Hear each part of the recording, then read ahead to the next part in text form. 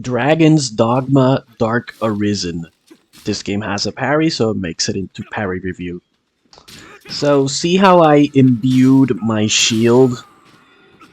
If you don't do that imbuement, if you don't add the magic to your shield, you will only parry and you will not riposte. You will only be able to perfect block, but you won't be able to counterattack. Now, in order to be even able to counterattack, because when you start this game, there's 3 starting classes: the warrior, the mage, and the archer. If you start as the warrior, you can parry but not riposte with this ability called deflect. You have to reach level 3, then buy it at an inn, right? But if you want to riposte, you need to become a mystic knight, and then you'll be able to parry and riposte. Now, how do you do this? How do you become a mystic knight? When the game starts, after the tutorial and you fight the dragon and you faint and you wake up in the village, keep heading north. Then you'll reach an outpost and you'll fight a hydra, which is like a multi-headed snake.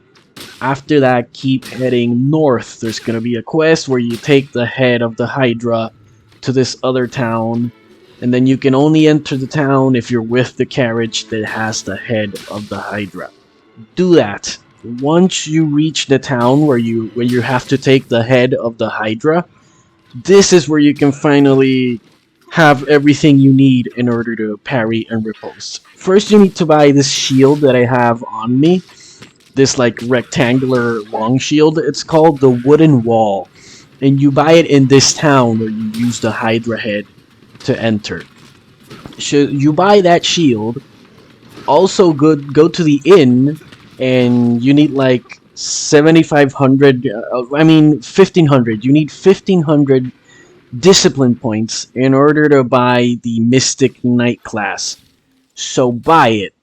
Then you need even more discipline points to buy the Reflect or Deflect class ability. I don't remember if it's Reflect or Deflect. Just buy the one for Mystic Knight. Mystic Knight will only have one available, either Deflect or Reflect. Just buy the one that's for Mystic Knight. Then you need more discipline points in order to buy the Fire Riposte, the Ice Riposte, the Thunder Riposte, the Holy Riposte, the Divine Riposte, the Dark Riposte. And so, as you can see, as I've said here in parry reviews many times before, the problem with this game is that this is parry reviews, right? And I have a problem with this.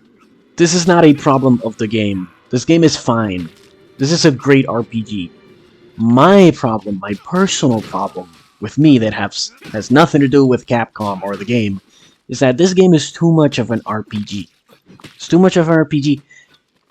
Write down that list that I just mentioned of everything you need to do, all the discipline points you need, and that's like 4 hours, maybe even more of gameplay for you to even be able to do the riposte.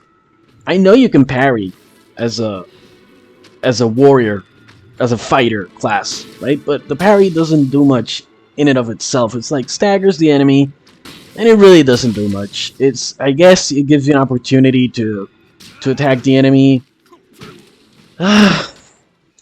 Listen, this is a good game, but I already dropped it. I already dropped it, not just because you have to do all of that, and it takes like 4 hours just to get the riposte, but also because the hitbox is a lot of enemies kind of make you wait around before you even get the chance to parry. Then you have to imbue the shield like every 60 seconds. You have to re-imbue it with the magic in order to do the riposte. Right? It's not like you always have access to the riposte. You don't. You have to keep re-imbuing your shield. Then the hitbox is weird, right? When you go and block, if the enemy's not making you wait, which they will, the enemies will make you wait like a million years. Some of them, not all of them. More enemies are more proactive in like attacking you or attempting to hurt you. But whenever you're not waiting around and the enemy finally does attack, it's like you have to memorize the attack animation, because the hitboxes and the hurt boxes are kind of weird. Like the way in which the enemy's weapon registers with your shield you have to be like close to them, and not just be close to them, but need to know the attack animation and when to press the parry button whilst being close to the enemy in order to be able to do the parry and then the riposte. And you need to re-imbue your shield with magic on top of all of that. Now, moving those things apart, like all of that aside, the parry timing is generous enough. I'm not gonna say it's easy to do. The parry is not easy to do, but it's like medium difficulty. And in more than medium difficulty, it really more depends on the enemy. The enemy's animation, how quickly the enemy attacks, how long the windup is. But generally, the parry timing of Dragon's Dogma Dark Arisen is like a medium difficulty type of parry. Like hard medium, like medium/hard. More medium than it is hard, you know? I don't want to keep going in circles about this. It's like a medium difficulty parry. That's it, that's my point. Now, this game is huge. There's tons of enemies. So there's a lot of exploring to do, and that's great. I also like it that the enemies don't take turns attacking you. Like if you're fighting melee enemies and archers, the archers are gonna attack you at the same time as the enemies. So, and you can't parry like a million times in a row, but you can parry quickly after your initial parry. So if you parry an attack and somebody attacks you within that time frame, usually you will be able to parry both attacks.